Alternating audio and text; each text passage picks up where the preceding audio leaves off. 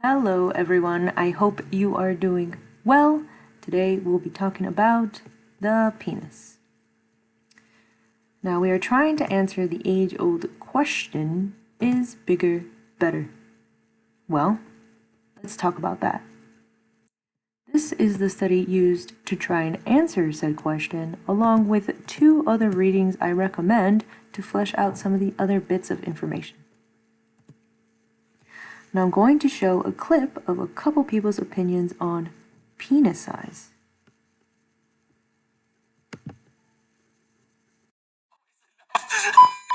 My man is working with 4 inches. If you're enthusiastic enough, it can be, yes. So enthusiasm is what you're looking for. Confidence, yes. Confidence and enthusiasm in the bedroom. Okay. Yeah. That makes up for a lack of dick. Okay. As long as the guy knows what to do with those 4 inches, it's not about the size, it's what you do. It's 3.5. 3.5. I mean, what's the width like though? Like, what is the circumference? What's the circumference? Because that is also a big factor. Because Right, if it's like a noodle, like, Right. or if it's like a Coca-Cola can, that's too Whoa, different. you seen Coca-Cola cans out here? You know what? You brought up a very interesting point to today's video. The circumference. The radius of... The girth is what it's worth. It's been a pleasure. So, say you've been dating this guy, right? Let's say around 2 months. He whips it out on you. And rock solid 4 inches. Is that enough?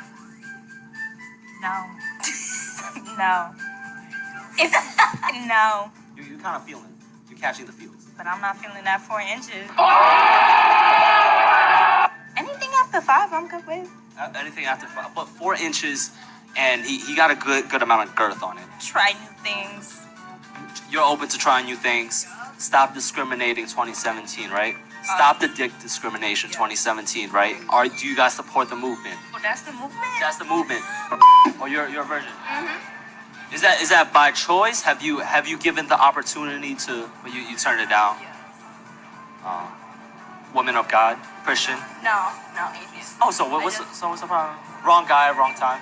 Right guy. I'm not really sure that I Wanted to lose it with. Okay. Well, best of luck to your future dick adventures. Adventures. Dick ventures. Is 4 inches enough?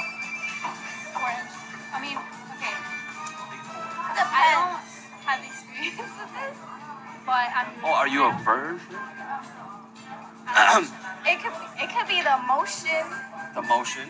Yeah. Okay, so what are the independent and dependent variables? We have the motion, we have the girth. I think if you're seriously emotionally attracted to this person, it really should be. Yeah. Emotionally physically attracted, I don't think the size should matter. Just as long as you know how to use it properly, that's all that. 3 inches. Okay, no, that's a little too. Oh, see, okay. Once I whip out the 3, you're gonna, now it becomes a problem. So you do not support the little dick movement 2017. You guys support the little dick movement 2017. I support it. Do you support the safe dick movement? What is the safe dick movement? It's a penis that is below average, but it's safe. That's below average, but safe? What do you mean by safe? Like, big dicks is threatening. It's scary. It hurts a little bit. Threatening, I will say satisfactory. Listen, I need you guys. Okay, so great. So it seems like right off the bat, we are in a split crowd. So here's a little comic to enjoy on the side here. But is this female preference or just an insecurity for men? Is it simply to experience or give pleasure, or are there other expectations? I think we can all agree it's a mix of both. But why? There are a couple different factors that could be at play here. Society. Too many times I have heard the phrase, "you have a little dick," and other things like that, to insult young boys and men alike. So already, right off the bat, we have been raised hearing that having a small penis is a bad thing. How about media? Like advertisements. Men's underwear advertisements are a doozy. I'm sure we've all seen those models half naked with a very visible bulge, inherently showing, hey, this is what you should look like in this underwear. And last but not least, porn. It is not a secret to say that many male porn stars are usually well endowed. And depending on the sexual education one receives, that could be considered the norm. And you can't forget sex toys. Some of the dildos on the market can be quite large compared to your average man. And below I have set up some links that cover these topics, like this one where it covers the topic of, is porn giving men penis anxiety? So make sure to check those out. So, what's important to know about all of this? Preference. You gotta know what you like and what works for you. And for that, you gotta know girth. That is the circumference of an object. In this case, it's a penis. So with girth comes length, which, as we saw from the video, can vary according to preference. And haptic, relating to the sense of touch. Don't worry if that one doesn't make much sense right now. It'll pop up later. Alright, so who's all involved in this? Dr. Prouse and her colleagues recruited 75 women through flyers posted on a California university campus, and also flyers were posted in the surrounding neighborhood and local physicians' offices. They were also 18 plus years old. The participants were also heterosexual, and mostly Asian and white. They were also told they would be getting paid a whopping $20 for participating in the study. These criteria were screened. They did a phone screening, basically, to make sure that the participants met these criteria up here in order to fit what they needed for the study. Now, the models they used looked like that. Blue, plastic, with non-descriptive details, like it didn't have any racial appearance. Obviously, they're blue. Testicles and veins were not included, and they were not weighted, so they were pretty lightweight. This was done in order to avoid any type of bias the participants would have to these types of things. They also made sure to double check the measurements of the 3D printed models with a measuring tape to ensure accuracy. The tests used are as follows, and that's our lovely Dr. Prouse right there. So a questionnaire aimed to capture their demographic background and sexual history, which included the number of sexual partners and if penis size was one of the reasons why a previous relationship was ended. We should also note that none of the participants were virgins, or the study wouldn't work. And their current sexual functioning, like orgasm rates, ease of lubrication, and experience of pain during intercourse. Moving right along, the participants were given personality questionnaires in order to fully grasp the participants' demographics. The first one was the sexual desire inventory, which consisted of 14 questions to measure sexual desire, and the second was the socio-sexual orientation scale. This consisted of 9 questions to measure the individual's willingness to have sex outside of a committed relationship. This will become important later on. And as previously stated, these personality questionnaires were used in order to flesh out the demographic of the participants more. Okay, so after those questionnaires, they did what was called the immediate recall accuracy test. Remember that model from before? Well, there were 33 of them, all different sizes. The women were given 30 seconds to study a random model using only haptic stimuli. That is, they could only use their hands to memorize the size of the model. See, I told you that word would pop up again.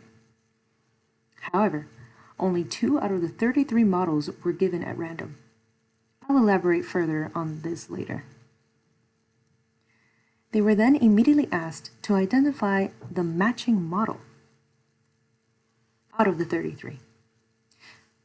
Now, it's important to remember that this test was run to access whether or not the participants could accurately remember their sexual experiences and what penis size they preferred. Now, to do the delayed recall accuracy test, the participants were given this penis preference questionnaire. They were asked questions like what model best reflected the average penis size. That is, they had to choose what they thought best reflected the average man, not what is the average penis size.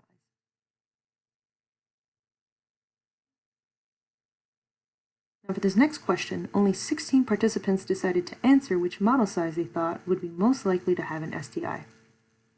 I guess they didn't want to hurt anyone's feelings. Then, only 60 participants chose to answer the question what penis size they preferred for a one-night stand versus a long-term relationship. The other 15 women indicated no answer. But the study continues. This time, for the delayed recall accuracy test, instead of immediately trying to match the model, they had about a 10-minute gap time in which they filled out the penis preference questionnaire. The gap time increased their memory interference, which helped increase the validity of the woman's memory when they accurately identified the model. So basically, we could trust that their preference in penis size was based accurately off of past experiences. Alrighty, so here are the model sizes, all 33 of them, ranging from 5 inches in length and 2.5 inches in circumference.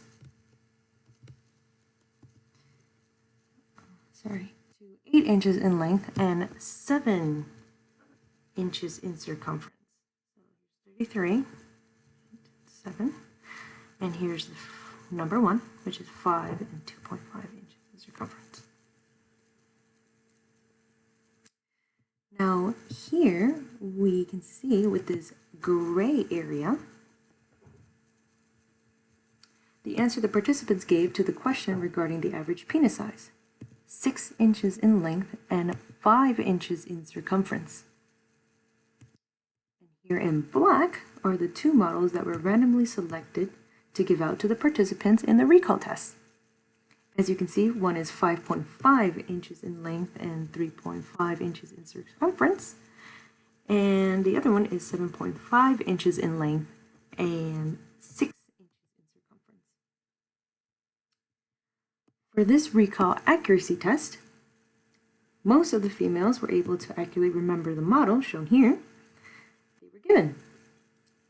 Of course, there were some women who weren't able to, and this is represented in the error in inches. So this is the correct models. So if a female added 0.5 inches to the model size that she originally had, she would score here. If she took 0.5 inches off of what she had, she would score here. And likewise for the other error in inches. For penis preference, as you can see, girth is the measurement that shows the bigger difference between long-term relationships and one-night stands. You can see here, one-night stands is right about here, and long-term is down here. Excuse my roommates. But this shows that a girthier penis is preferred for one-night stands. The same goes for length, although the difference there is pretty small. So as you can see right here is one night stand, and here's long term. And they're pretty, they're hard to distinguish. So from this graph it seems, at least when it comes to females, that girth is more of an important factor. Let's look at the results. So, out of the 75 women, 48 were accurate in the immediate recall, and 31 were accurate in the delayed recall. With these results, Dr. Prouse and her colleagues felt confident that the women were going to be able to accurately remember what penis size they preferred from past experiences. Remember those 60 women that answered the penis preferences questionnaire?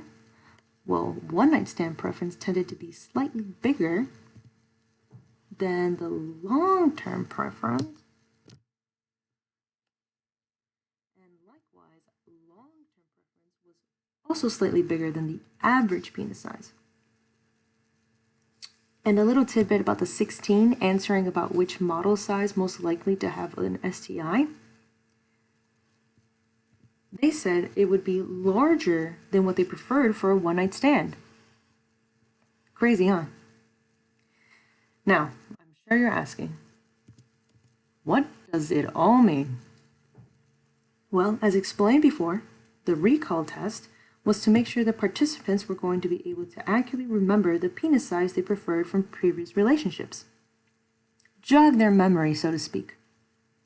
As for their penis preference, relationship matters. Maybe. So, here are the measurements that were reported by the participants to be the average, which is about 6 inches in length and 5 inches in circumference. The long-term preference, which is 6.3 inches in length and 4.8 inches in circumference. And one-night stand preference, which is 6.4 inches in length and 5 inches in circumference. But does this all even matter? What does this imply for men and women? Let's start with our ladies here. Penis preference is important, especially if we are talking about safe sex. Bigger penises are more likely to introduce bacteria into the vagina and are more likely to cause infections. Not to mention that condoms reportedly cause more friction during sex, which can be painful. Friction is more likely to occur with a larger penis than a smaller one. But you can't forget pleasure. Sex should be fun for everyone. That's where a larger penis is preferred because it can stimulate the deeper structures of the vagina. The vagina is chock full of pressure-sensitive receptors that can detect that stretching sensation, which makes sense as to why other factors, such as length, had less of an impact on the differences between penis size preferences. So a larger penis makes sense for a one-night stand, and a slightly smaller penis seems to be a safer bet for a long-term relationship. But we can't forget the guys.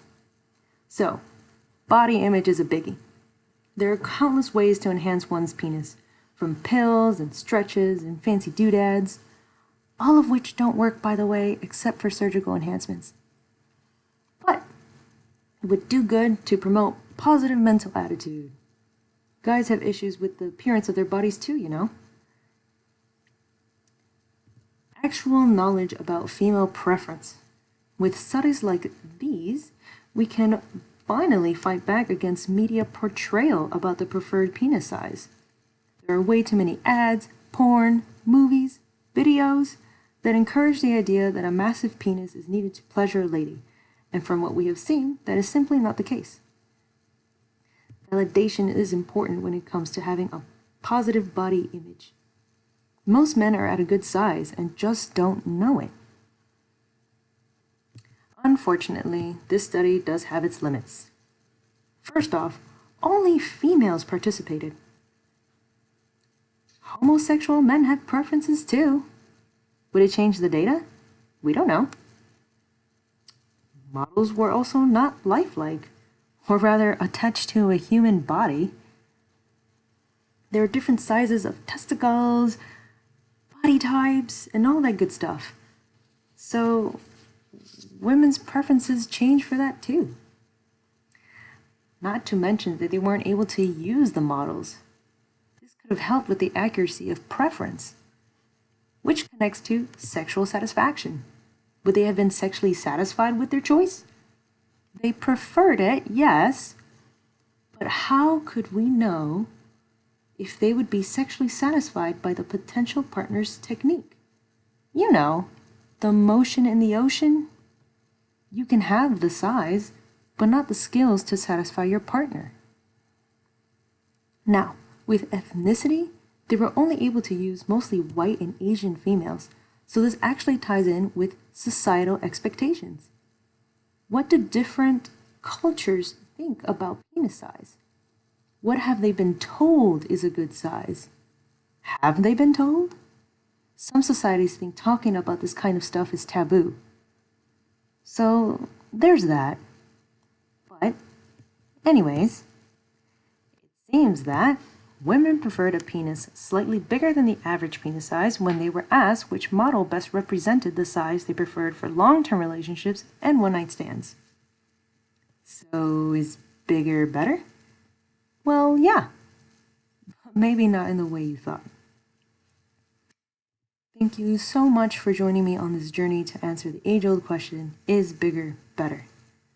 I hope you have a wonderful rest of your day or night, whichever it is.